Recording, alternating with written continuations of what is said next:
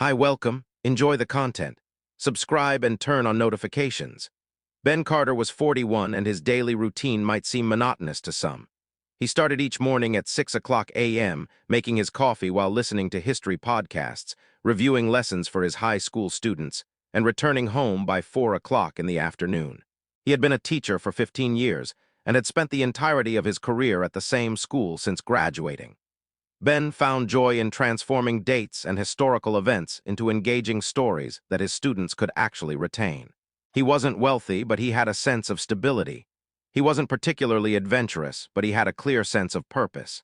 And at the center of it all, he had Sophie. Sophie Carter, formerly Sophie Morrison, was 36, and she was everything Ben had never expected to have. She was a personal trainer with a toned physique, a bright smile, and a vibrant personality.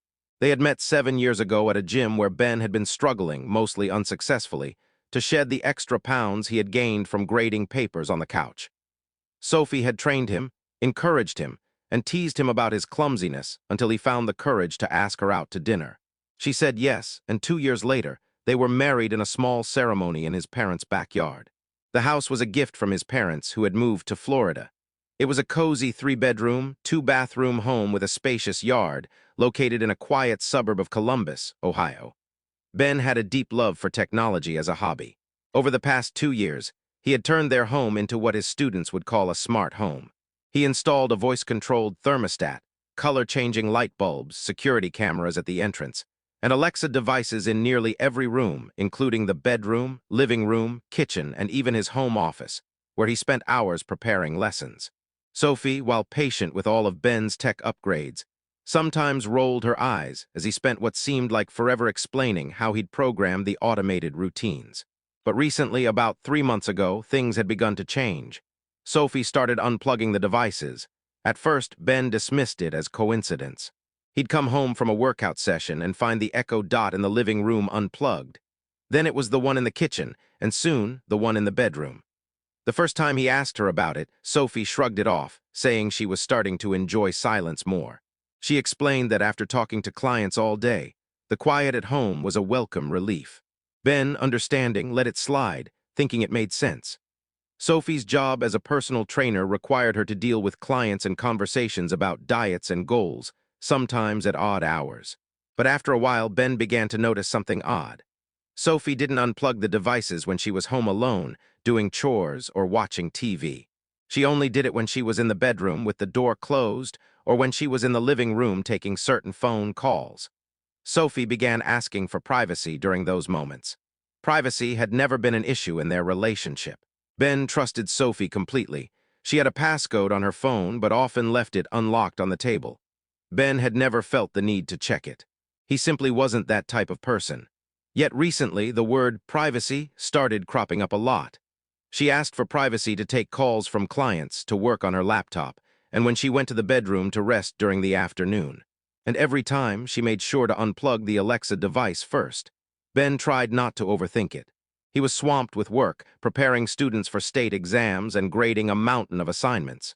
Trust had always been the cornerstone of their marriage. If Sophie needed space, he was happy to give it to her. But a nagging unease began to grow, like a faint itch he couldn't scratch. Soon, he started noticing other changes. Sophie seemed to smile at her phone more often, and sometimes she left training sessions that were scheduled for 3 hours, only to last 4.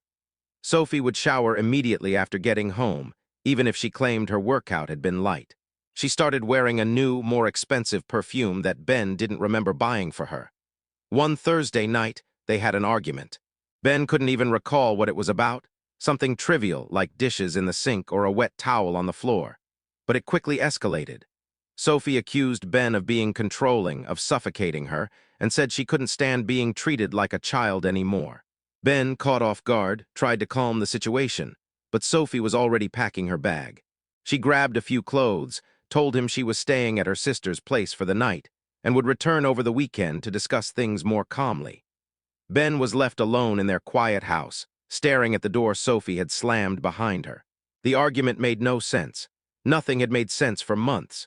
He sat on the couch in the silent living room, trying to make sense of what had gone wrong. That's when he noticed the Echo Dot in the living room was plugged back in. Sophie must have forgotten to unplug it in her rush to leave. Ben stared at the device, the small cylinder with its soft blue pulse, and suddenly remembered that the entire house was linked to a cloud-based Amazon account. He recalled that Alexa, by default, kept a history of commands and interactions. Ben also remembered a technical glitch from months ago, when he had enabled certain communication features, like the drop-in function, to test them out but never fully disabled them. With trembling hands, Ben grabbed his laptop. He logged into the Amazon account and went to the Alexa history. There, among the regular commands, he found thousands of entries, whether questions, timer commands, and then something that made his heart stop. He started filtering through the past 3 months, and that's when he found them. A recording from 3 weeks ago. It was from the bedroom. Ben's voice, talking about being home late from school, followed by silence. Then Sophie's voice, but in a tone he didn't recognize, intimate, low. "He's already left, you can come over now." Ben paused the recording.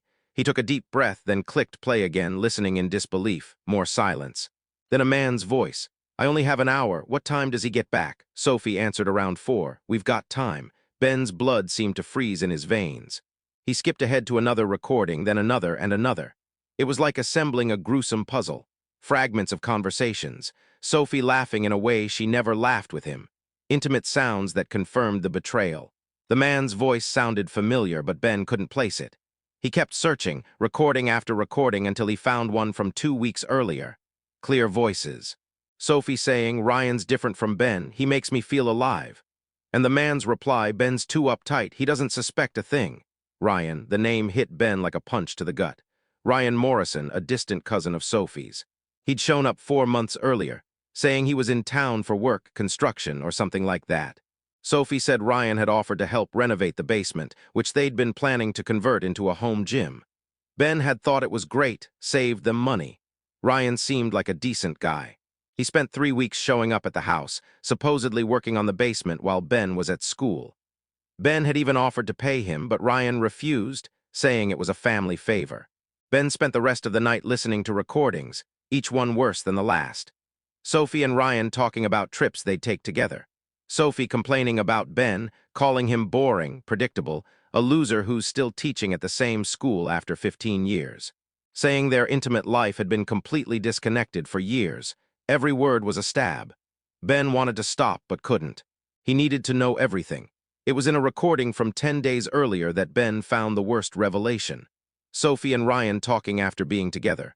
Ryan asked if Sophie had thought about the plan. She replied, "I have. I'll say I'm pregnant. Ben will be happy. He'll give me whatever I ask for. I can buy myself at least 6 months before I lose the baby. That's enough time to get everything organized." Ryan laughed, and after Sophie sighed. "Then I'll say I want a divorce, that he neglected me during the pregnancy, that I feel alone. I could even claim he was a dangerous husband. My sister can back me up if I ask her. I get the house, a cut of his assets, and we disappear together." Ben shut the laptop. He sat alone in the dark living room, hearing only his own breath. He didn't cry. Something inside him had broken, but the pain hadn't arrived yet. It was as if he were watching someone else's life collapse. He glanced at the clock. 5:30 a.m. He hadn't slept at all. He had class in 3 hours, but he knew he couldn't teach. He called the school and said he was sick. It wasn't a lie. He felt constantly nauseous. By 7:00 a.m., Ben had called James Mitchell, a lawyer who'd been his college roommate. He explained the situation. James told him to come to the office right away. By 9:00 a.m., Ben was sitting in a leather chair in an office that smelled of coffee and paper, showing James the recordings. The lawyer listened with growing seriousness. When he finished, James leaned back in his chair. "Ben, this is solid evidence. You've got clear proof of what she was planning." He paused. "But I need to warn you. This is going to be devastating when it all comes out. Are you absolutely sure you want to go down this road?" Ben didn't hesitate. "I am." James moved fast. Within 6 hours, he'd prepared all the documentation, copies of the recordings on 3 separate USB drives, printed transcripts, instructions for next steps. Ben returned home that evening. The house was still empty. Sophie had texted saying she needed one more day at her sister's. Ben replied simply, "Okay, come Saturday, we need to talk." Saturday arrived. Sophie showed up around noon looking rested, almost cheerful. She wore new leggings and a tight top Ben didn't recognize. She walked in and tossed her bag on the couch. "Hey, sorry about Thursday, I overreacted." She smiled like nothing had happened. Ben was sitting in the living room armchair. "It's fine. Sit down. I want to show you something." Sophie sat on the couch, still smiling. Ben turned on the TV. He'd already plugged in one of the USB drives. Sophie frowned. "What's this?" Ben pressed play. Her voice filled the room, the bedroom recording. Sophie saying, "He's already left. You can come over." Ryan's voice. Sophie laughing. Her smile vanished instantly. She went pale. "Ben, I can explain. Quiet." Ben's voice came out firm. He'd never spoken to her like that before. "You're going to sit and listen. All of it." For 23 minutes, Sophie listened to her own betrayals played back in crystal clear audio. Every conversation, every plan, every insult. Ben watched her face change. Shock, then panic, then something like calculation, as if she were trying to figure out how to get out of this. When the recording about the fake pregnancy and the false accusation of abuse played, Sophie tried to turn off the TV. Ben already had the remote. "No," he stood up. "You're going to listen to the end." When it finished, the room fell silent. Sophie was crying, but Ben felt no pity. They were the tears of someone who'd been caught, not genuine remorse. She tried to move closer. "Ben, I was confused. Ryan manipulated me. I never would have actually done it. It was just talk. Don't lie, not even now." Ben crossed his arms. "You know what's funny, Sophie? You asked for privacy, I gave it to you. You unplugged the Alexa, but you forgot that technology fails. You forgot backups exist. You forgot that I'm the idiot who set up this whole house." Sophie sobbed. "I love you. It was a mistake. We can get past this. You called me a boring loser, said our life together was a lie. Planned to fake a pregnancy and make up a story that I was a dangerous husband just to take my house. That's not a mistake, Sophie. That's who you really are." The front door opened.